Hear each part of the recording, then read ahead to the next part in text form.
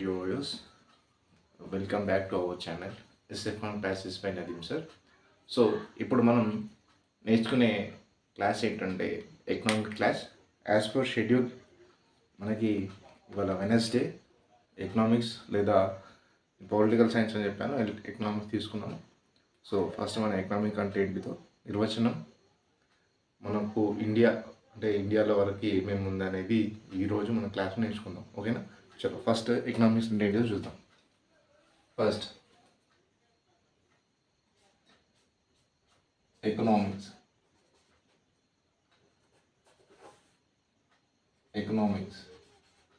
Okay. Economics అర్థశాస్త్రం అంటాం, తెలుగులో అయితే అర్థశాస్త్రం. ఓకే, అర్థశాస్త్రం. రైట్. ఎకనామిక్స్ అనే వర్డ్ ఎక్కడి నుంచి మనకు డిరైవ్డ్ అయిందంటే, ఎక్కడి నుంచి పుట్టిందంటే,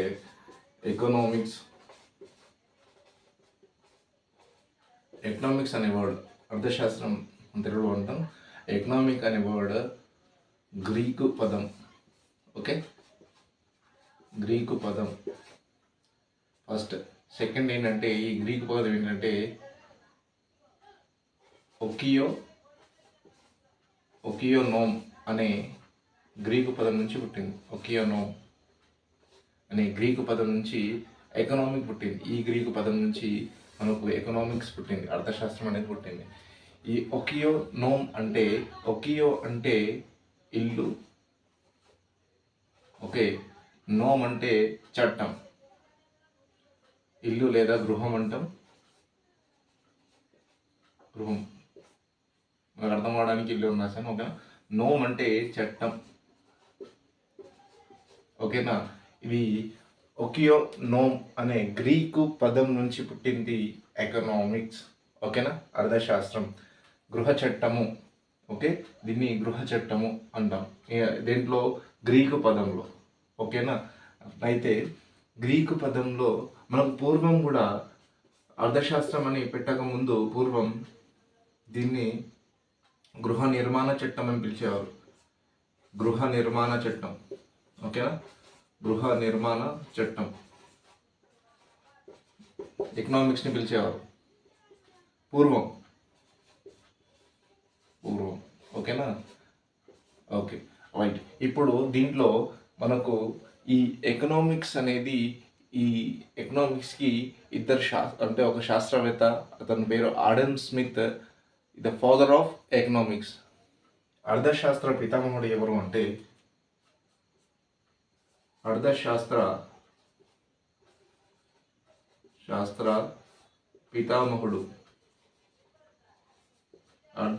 పితామహుడు ఎవరు అంటే మన ఆడమ్ స్మిత్. మరి ఈయన కంటే ముందు ఇద్దరు మనకు మన ఎవరంటే ఇద్దరు శాస్త్రవేత్తలు ఉన్నారు. ప్లేటో,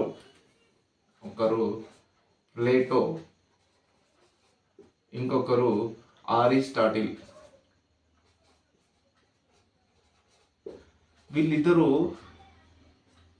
తన గ్రంథాల్లో ఏమని రాశారంటే, సంపద వర్తకం గురించి వివరించింది, కానీ శాస్త్రబద్ధంగా అర్థశాస్త్రానికి ఒక శాస్త్రం అయితే వీళ్ళు ఇవ్వలేదు. కాబట్టి వీళ్ళు దీని గురించి అంటే సంపద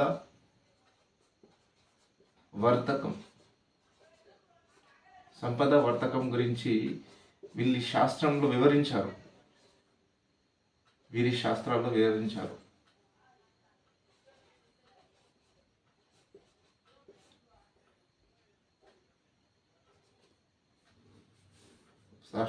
వివరించారు. ఓకేనా?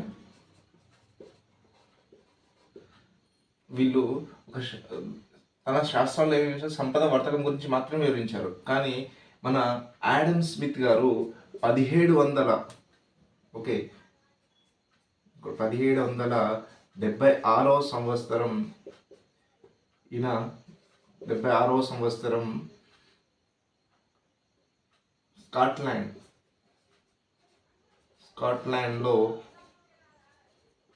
స్కాట్లాండ్లో ఆర్థికవేత్త అయిన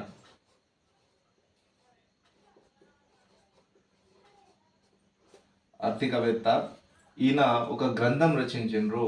ఆ గ్రంథం మనకేంటంటే గ్రంథం రచించిండ్రు. ఆ గ్రంథం పేరు ఏంటంటే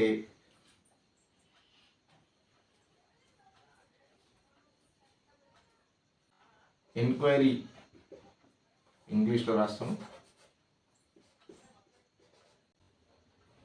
into the nature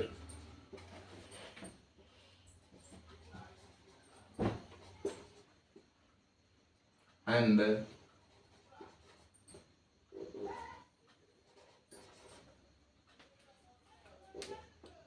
inquiry into the nature and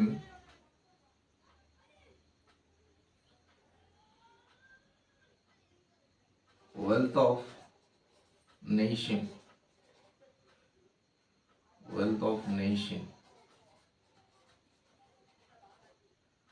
అనే గ్రంథంలో అర్థశాస్త్రం గురించి మొత్తం వివరించాడు.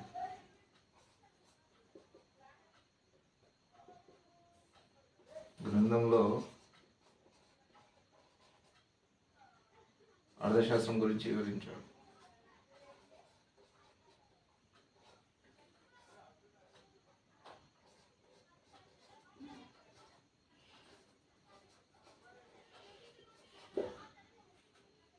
Inquire into the nature, the wealth of nation అనేది ఈయన గ్రంథము.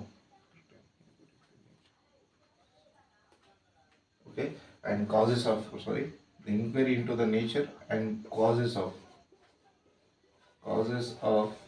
wealth of nation. Inquiry into the nature and causes of wealth of nation అనే గ్రంథంలో ఈయన అర్థశాస్త్రం గురించి మొత్తం వివరించాడు. అందుకోసమే ఇదని మనం ఏమన్నామంటే అర్థశాస్త్ర పితామహుడు అని చెప్పేసాం. ఓకేనా, అర్థశాస్త్ర పితామహుడు అంటే ఆడమ్ స్మిత్ గురించి. వీళ్ళు ఏంటంటే వ్యాపారం గురించి మరియు సంపద గురించి మాత్రం వివరించారు. మరి ఆడమ్ స్మిత్ మన ఎవరు అర్థశాస్త్ర పితామహుడు కాబట్టి ఆయన అర్థశాస్త్రం గురించి ఆడమ్ స్మిత్ ప్రకారం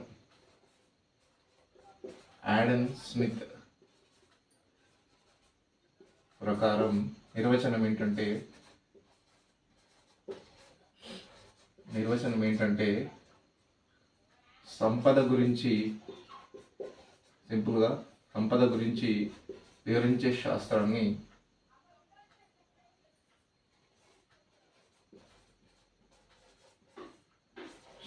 ఏమన్నాడంటే మనకు అర్థశాస్త్రం అని చెప్పారు. అర్థశాస్త్రం అన్నారు. ఓకే, నెక్స్ట్ మనకు సూక్ష్మ అర్థశాస్త్రం, స్థూల అర్థశాస్త్రం, ఈ రెండు దీని తర్వాత మనకు వచ్చే వర్డ్స్. సూక్ష్మ అర్థశాస్త్రం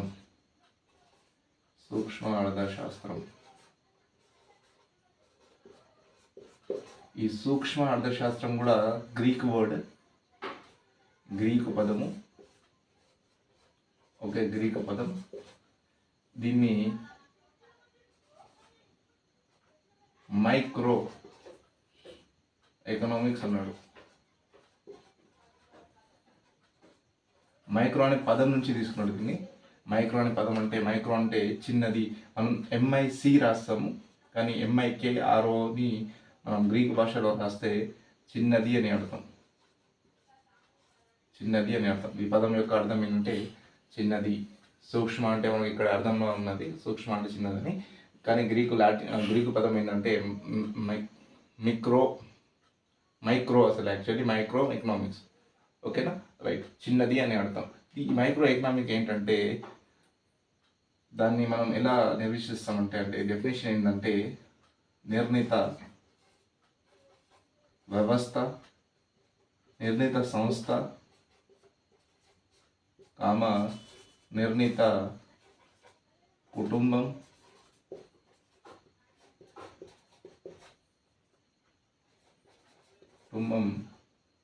లేదా మరియు వ్యక్తిగత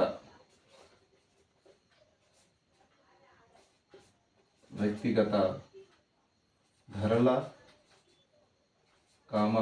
ఆదాయాల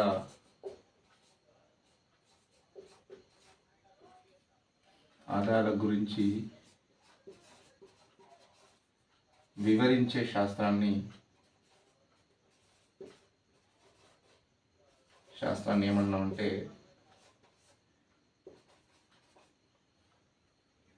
మనం సూక్ష్మ అర్థశాస్త్రం అన్నాం.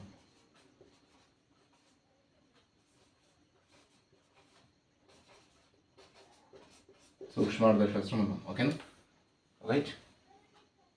నెక్స్ట్ మరి ఈ నిర్వచనం ఎవరిచ్చిందంటే మనకి ఒక శాస్త్రవేత్త నేమ్ ఉన్నది. ఆయన పేరు ఏంటంటే కేఈ బౌల్డింగ్. ఇది ఎవరు ఇచ్చిందంటే, ఎవరి నిర్వచనం అంటే కేఈ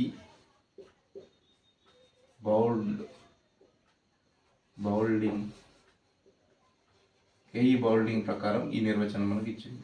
అంటే నిర్ణీత సంస్థ, కుటుంబం, వ్యక్తిగత అంటే ఒక వ్యక్తిని తీసుకొని, కానీ ఒక సంస్థని తీసుకొని, లేదా ఒక కుటుంబాన్ని తీసుకొని దానికి అయ్యే ఖర్చు, మరి దానికి వచ్చే ఆదాయం గురించి మనం వివరించగలిగితే దాన్ని ఏమన్నామంటే సూక్ష్మ అర్థశాస్త్రము అని చెప్పినాం.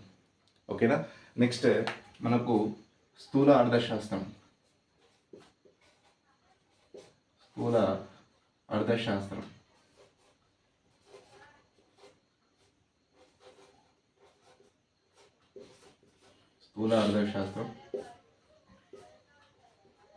ఏంటంటే, స్థూల అర్థశాస్త్రం అంటే మాక్రో అన్నాం.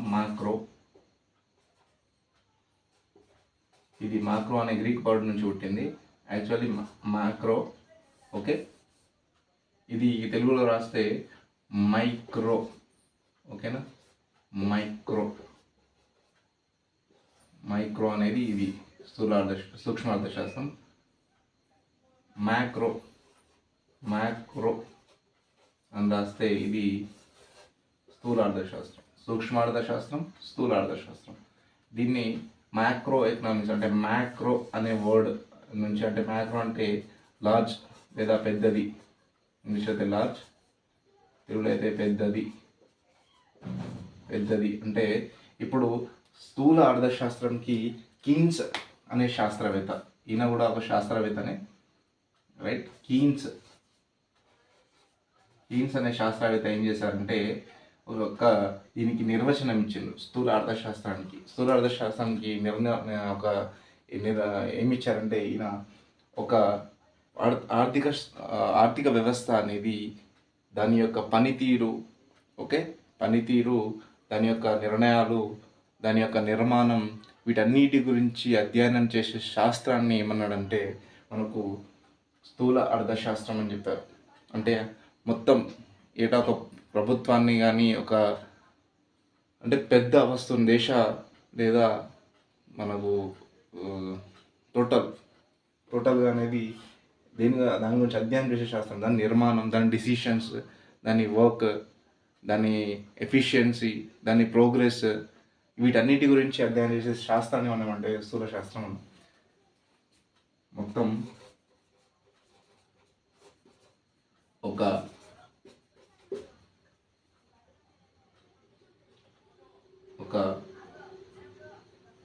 వ్యవస్థ యొక్క నిర్మాణం,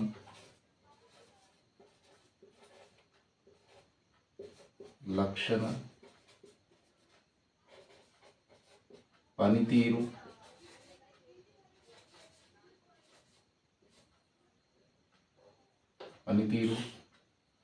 మరియు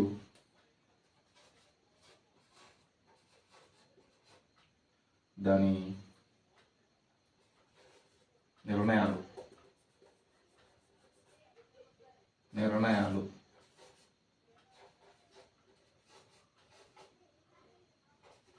క్రమ పద్ధతిలో వివరించే శాస్త్రాన్ని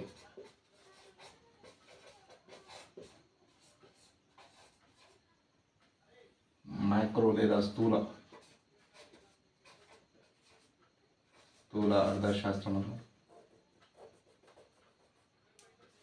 అర్థశాస్త్రం అని నిర్వచనం వచ్చింది మనకి. ఓకేనా, స్థూలార్థశాస్త్రం అంటారు. ఎవరు ఇచ్చారు ఈ డెఫినేషన్ అంటే కీన్స్ అనే శాస్త్రవేత్త. ఈ శాస్త్రవేత్త పేరు ఇక్కడ కూడా కేఈ బౌల్డింగ్ అనేది శాస్త్రవేత్త పేరు. ఓకేనా, వీళ్ళు మనకు ఒక నిర్వచనం ఇచ్చారు. సూక్ష్మార్థశాస్త్రం అంటే ఏంది, స్థూలార్థశాస్త్రం అంటే ఏంటి, నిర్వచనం ఇచ్చారు. ఇదేంటంటే చిన్న చిన్న వాటి గురించి విశ్లేషించి, అంటే ఒక సామాన్య ప్రజలకి ఒక మనకేంటంటే అయ్యే ఖర్చు మరియు ఆదాయం దాని గురించి వివరించేది మాత్రం సూక్ష్మార్థశాస్త్రం. ఒక సంస్థ పనిచేసే తీరు, క్రమ పద్ధతిలో పనిచేసే తీరుని వివరించేది స్థూల అర్థశాస్త్రం అనేది మనకు తెలిసింది. ఓకేనా, రైట్. ఇప్పుడు శాస్త్రం అంటారు కదా, రైట్. కీన్స్ ఇంకోటి ఏంటంటే ఈయన చెప్పింది ఏంటంటే జాతీయ ఆదాయం. ఇంకో నిర్వచనం ఏంటంటే ఈయన ఇచ్చింది జాతీయ ఆదాయం,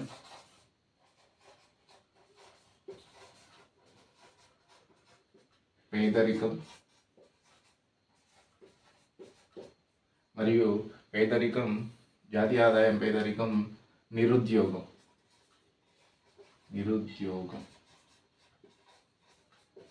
గురించి వివరించే శాస్త్రాన్ని కూడా వివరించే శాస్త్రాన్ని ఏమన్నారంటే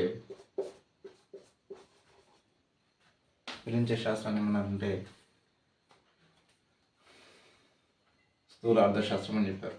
ఓకే, స్థూల అర్థశాస్త్రం అని చెప్పారు.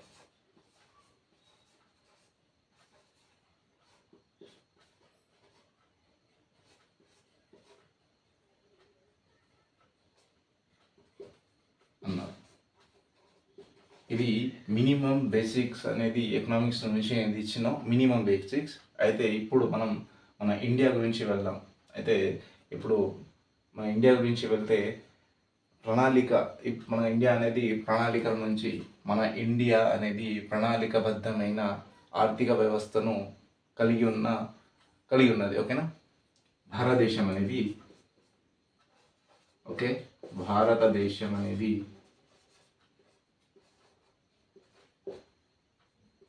భారతదేశం అనేది ప్రణాళికబద్ధమైన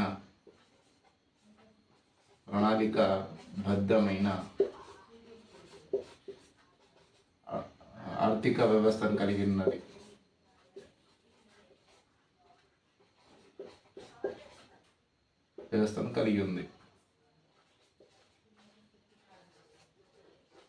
ఓకేనా, కలిగి ఉంది. మన భారతదేశం అనేది ఒక ప్రణాళికబద్ధమైన ఆర్థిక వ్యవస్థను కలిగి ఉన్నది. అయితే ఈ ప్లాన్డ్ ఎకనామీ లేదా ప్రణాళిక ఆర్థిక వ్యవస్థ కావాలనేది, ప్రణాళిక ఆర్థిక వ్యవస్థ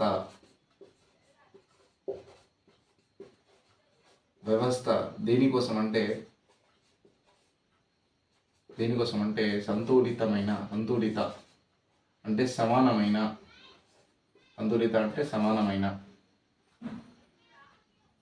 ప్రాంతీయ అభివృద్ధి కోసం,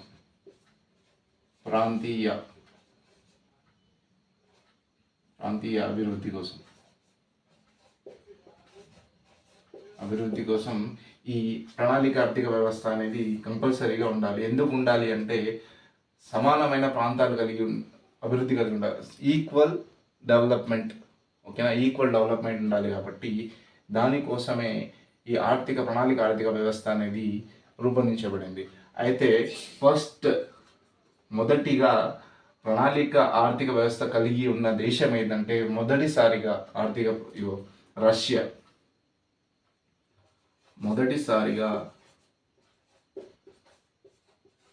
ఫస్ట్ ఆఫ్ ఆల్ మొత్తంలో, ఓకేనా, మొదటిసారిగా ప్రణాళికబద్ధమైన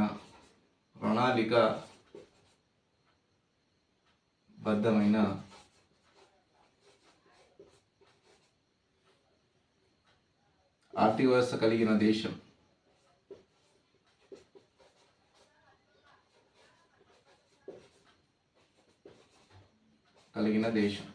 ఓకేనా, మొదటిసారిగా ప్రణాళిక కలిగిన ఆర్థిక వ్యవస్థ కలిగిన దేశం ఏంటంటే మన రష్యా. ఓకేనా, రష్యా.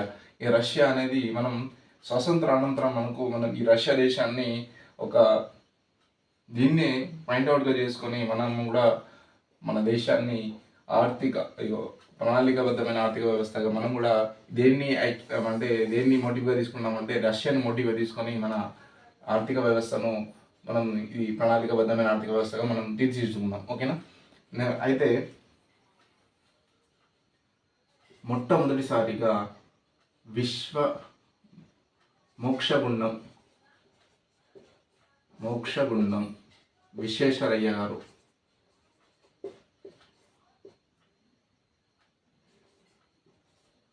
మోక్షగుండం విశ్వేశ్వరయ్య ఈయన ఏం చేశానంటే ఈయన ఫస్ట్ ఏం చెప్పారంటే మనకి భారతదేశానికి ఆర్థిక అభివృద్ధి కోసం ప్రణాళిక అవసరం అని చెప్పిన మొట్టమొదటి వ్యక్తి, భారతదేశంలో మొట్టమొదటి వ్యక్తి. ఓకేనా? భారతదేశానికి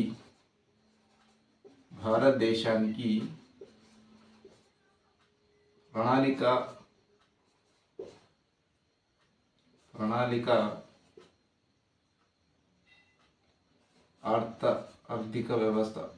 ఆర్థిక వ్యవస్థ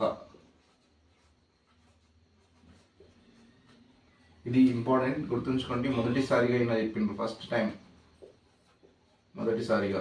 ఓకేనా? మొదటిసారిగా భారతదేశానికి ప్రణాళిక ఆర్థిక వ్యవస్థ కావాలని భావించింది మోక్షగుండం విశ్వేశ్వరయ్య గారు. నెక్స్ట్ ఏం చేశానంటే మోక్షగుండం విశ్వేశ్వరయ్య గారు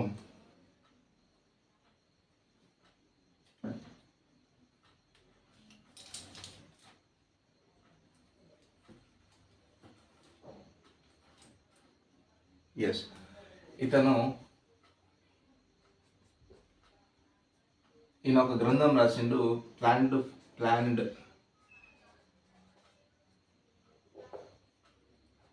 ఎకనామీ ఫర్ ఇండియా.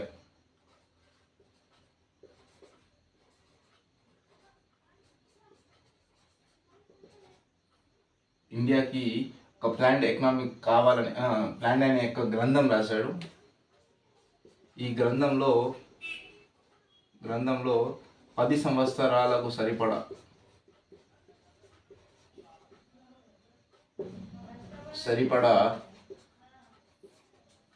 ప్లాన్ అంటే ప్రణాళిక ఉంది. 10 సంవత్సరాల సరిపడా ప్రణాళిక ఉంది. ఓకే, ఇవి 10 సంవత్సరాలకు సరిపడే ప్రణాళిక మన మోక్షగుండం విశ్వేశ్వరయ్య గారు మొదటిసారిగా భారతదేశానికి ప్రణాళికాబద్ధమైన ఆర్థిక వ్యవస్థ కావాలని మొదటిగా చెప్పింది మోక్షగుండం విశ్వేశ్వరయ్య. ఆయన రాసిన గ్రంథం ఏంటంటే planned economy for India. Next ఆయన గ్రంథంలో 10 సంవత్సరాలకు సరిపడ ఆర్థిక వ్యవస్థకు ప్రణాళిక ఉన్నది. ఓకేనా? నెక్స్ట్ దాని తర్వాత సుభాష్ చంద్రబోస్ గారు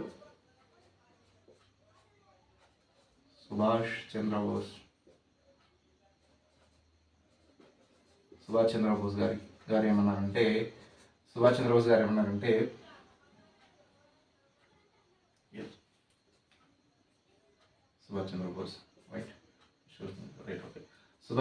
ఏమన్నారంటే భారతదేశ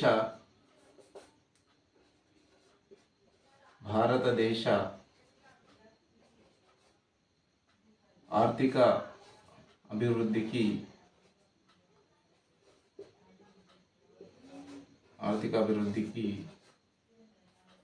భారతదేశ ఆర్థిక అభివృద్ధి చెందాలంటే దానికి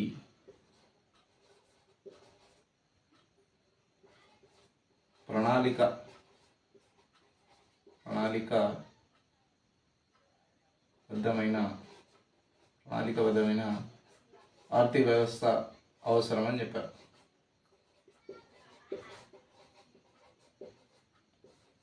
అవసరమని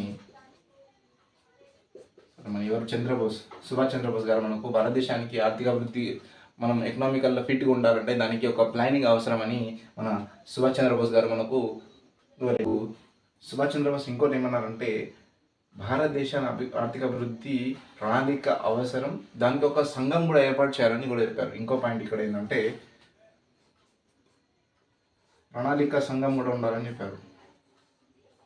ప్రణాళిక సంఘం ఉండాలి. ప్రణాళిక సంఘం ఉండాలని మన సుభాష్ చంద్రబోస్ గారు ప్రణాళిక ఉండాలి, ప్రణాళికాబద్ధమైన ఆర్థిక వ్యవస్థ మనకు కావాలి. ఇంకోటి ఏంటంటే ప్రణాళిక సంఘం ఉండాలి, ప్రణాళిక చేయడానికి ఒక కమిటీ, ఒక వ్యవస్థ, సంఘం ఉండాలని సుభాష్ చంద్రబోస్ గారు చెప్పారు. అయితే ఇప్పుడు ఏం చేశారంటే మన జాతీయ ఆదాయాన్ని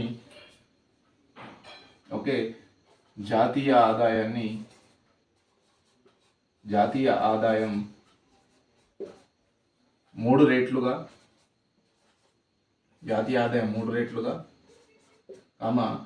మనకు తలసరి ఆదాయం 2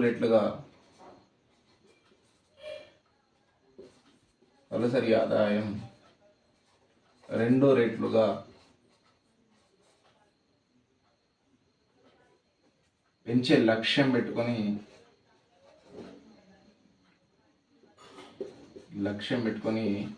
ఒక కమిటీ వేశారు. దాంట్లో 8 మంది పారిశ్రామికవేత్తలు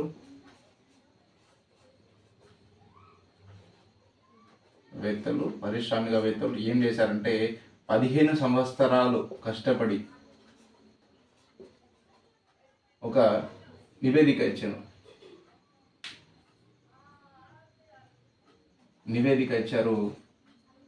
ప్రణాళిక ఇచ్చారు. నివేదిక కాదు, ప్రణాళిక. సంవత్సరాలకు ఒక ప్రణాళిక ఏర్పాటు చేశారు. 15 సంవత్సరాల తర్వాత ఒక ప్రణాళిక ఏర్పాటు చేశారు. దీన్ని ఏమన్నామంటే, ఈ ప్రణాళికను ఏమన్నామంటే బాంబే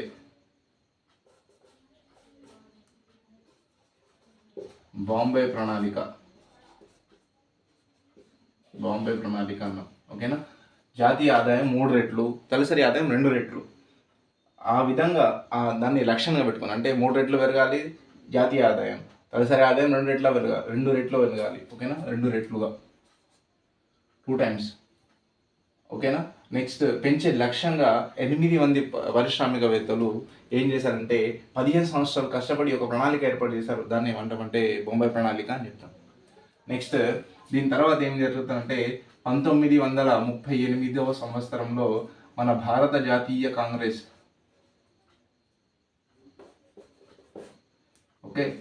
భారత జాతీయ కాంగ్రెస్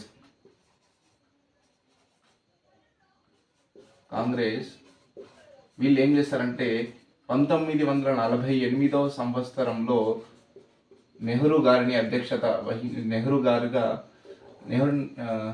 చాచా నెహ్రూ గారు ఉన్నారు కదా, మన జవహర్లాల్ నెహ్రూని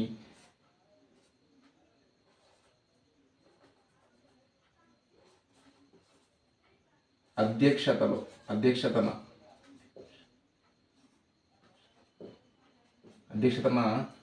ఒక ప్రణాళిక, అంటే ఒక నివేదిక ఇస్తారు. నివేదిక ఎవరిస్తారు? మన నెహ్రూ గారు ఇస్తారు. నివేదిక ఎప్పుడు ఇస్తారంటే 1948. అయితే ఒక సంఘాన్ని ఏర్పాటు చేశారు. ఇక్కడ ప్రణాళిక సంఘం ఏర్పడింది. ఓకేనా? ఒక ప్రణాళిక సంఘం ఏర్పడింది. ప్రణాళిక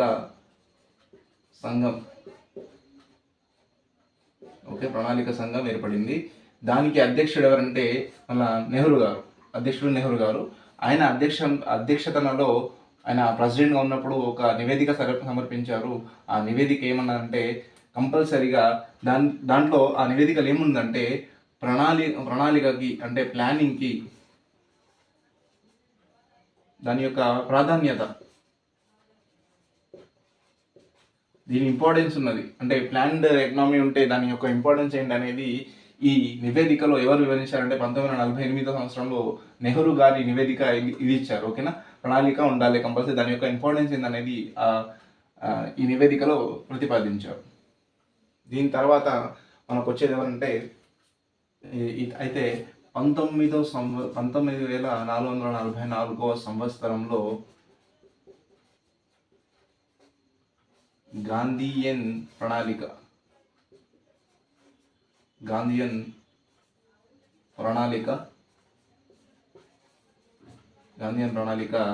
ఎవరంటే శ్రీమన్నారాయణ్ శ్రీమన్నారాయణ్ అగర్వాల్. శ్రీమన్నారాయణ అగర్వాల్. ఓకే, ఈయన ఒక గాంధీజీ సిద్ధాంతాల ప్రకారం ఒక ఏమిటారంటే ప్రణాళిక ఇస్తారు. అండ్ అది ఫస్ట్ దాంట్లో ఏమున్నదంటే కుటీర పరిశ్రమల అభివృద్ధి,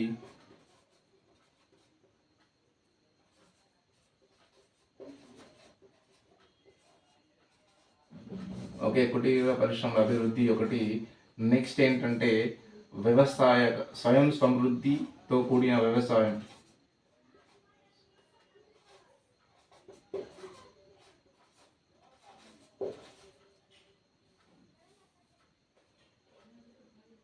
వ్యవసాయ అభివృద్ధి.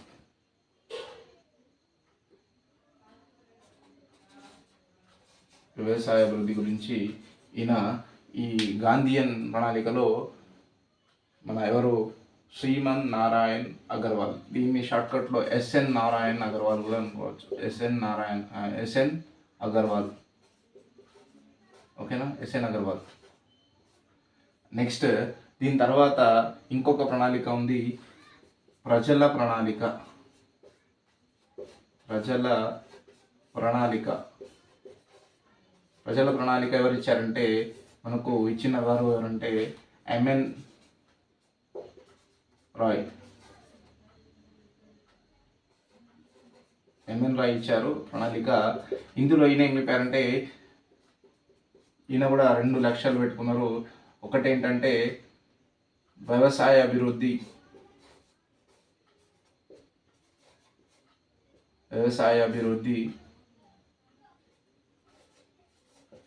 నెక్స్ట్ ఏంటంటే ఈయన పెట్టింది వ్యవసాయ అభివృద్ధి ఒకటి. నెక్స్ట్ వస్తు వినియోగ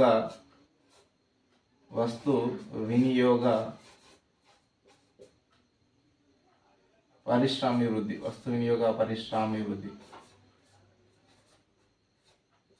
పరిశ్రమల అభివృద్ధి.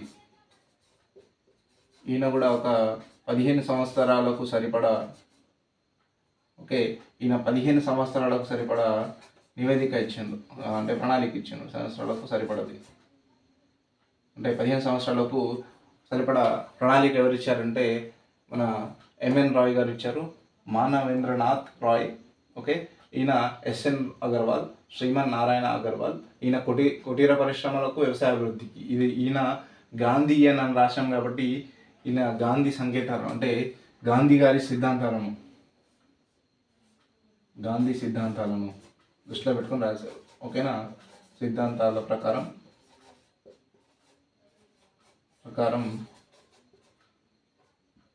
ఈయన రూపొందించిండు. ఏది గాంధీయన్ ప్రణాళిక. ప్రజల ప్రణాళిక అనేది ఎంఎన్ రాయ్ నిర్వహించిండ్రు.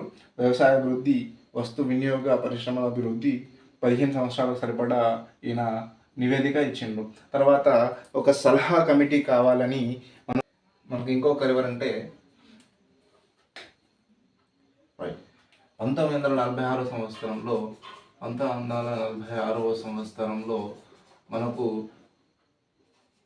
మనకి ప్రణాళిక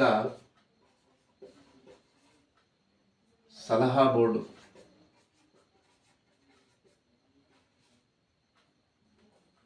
బోర్డు కావాలని ఎవరు అంటే నియోగి గారిని నియమించారు. ఓకే, నియోగి, ఇది గుర్తుంచుకోండి, నియోగి అని గుర్తుంచుకోండి. ఓకేనా, నియోగి అనే ఇతన్ని అధ్యక్షన ఒక సలహా బోర్డు వేశారు. ఆ బోర్డుకి ఈయనను అధ్యక్షుడిగా చేశారు. ఆ బోర్డుకి అధ్యక్షుడు ఎవరంటే నియోగి గారు. 1946 సంవత్సరంలో జరిగింది. దాని తర్వాత ఇంకోటి మనకి ఆచార్య వినోబా భావే. ఆచార్య వినోబా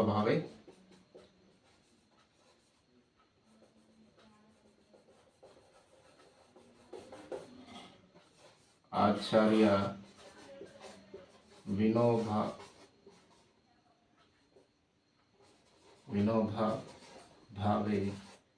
ఈయన ఏం చేశారంటే ఈయన సిద్ధాంతాల ప్రకారం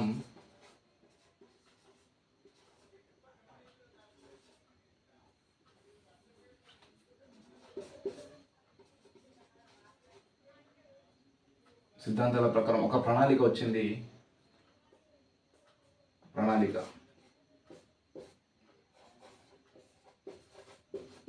సిద్ధాంతాల ప్రకారం ఒక ప్రణాళిక వచ్చింది. దీని పేరే సర్వోదయ ప్రణాళిక. ఓకేనా? సర్వోదయ ప్రణాళిక. సర్వోదయ ప్రణాళిక ఎవరి సిద్ధాంతాల ప్రకారం వచ్చిందంటే మన ఆచార్య వినోబా భావే సిద్ధాంతాల ప్రకారం వచ్చింది. ఈయన రాసింది ఎవరంటే జయప్రకాష్ నారాయణ గారు. ఓకే, దీని యొక్క రైటర్ ఎవరంటే జయప్రకాష్ నారాయణ.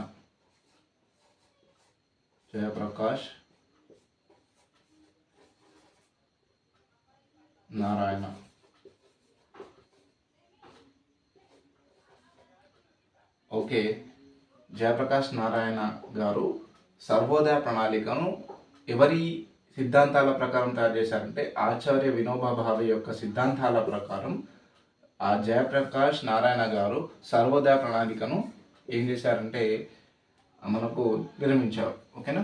సర్వోదయ ప్రణాళిక ఎవరి సిద్ధాంతం ప్రకారం అంటే ఆచార్య వినోబా భావే. ఎవరు రాశారంటే జయప్రకాష్ నారాయణరావు. ఇంకొకటి ప్రణాళిక వ్యవస్థ అనేది ఏకకేంద్రంగా ఉండాలని చెప్పింది కె సంతానం. ఓకేనా?